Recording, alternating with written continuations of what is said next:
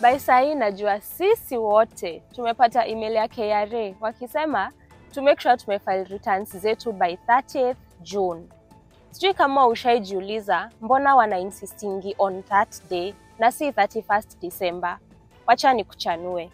Gava iko na kitu inaitwa financial year between 1st July hadi 30th June. So in short, wanafunga vitabu zao, mahesabu zao on 30th June.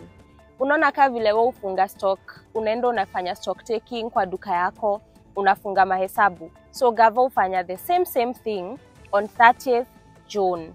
The reason as to why wanatuambianga to file returns zetu hiyo siku ni kwa sababu Gava inatumianga tax yetu. So unajua ina collecting hiyo do yote, hiyo ndo inatumianga kufanya vitu zake. Kama kubuild roads, kulipa mamishahara, kumake sure vitu zina run tu vizuri.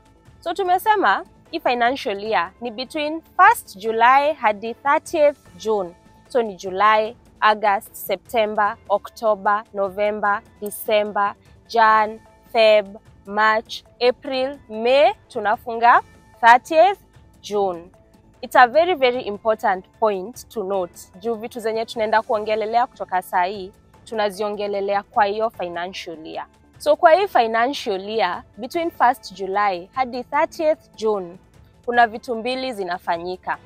Acha nikupe example yako. Assuming umelipwa mshahara yako on 1st, umelipwa 100k. Hii 100k kwa hiyo mwezi unafaa uitumie kufanya mambo yako. Ulipe rent, ufanye shopping, uende sherehe, za mpoa, hizo vitu zote unaziplania. But at the same time, unafikiria do ya kufanya hizi vitu zote tena next month, nitatoa wapi? So lazima ukuwe na plans za kujua, nitainvest ama nitafanya nini, nipate do za next year. Same na Gava.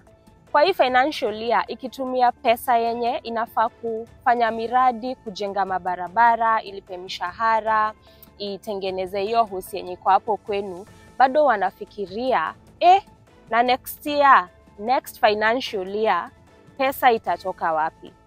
Kama ni kukopa, tutakopa wapi? Kama ni kulipa, mishahara itaongezeka ama haitaongezeka? Hiyo plan ndio gani? Hadi hapo tuko pamoja? Niambie hapa kwa comment section. Tuendelee ama nimewakoroga kidogo?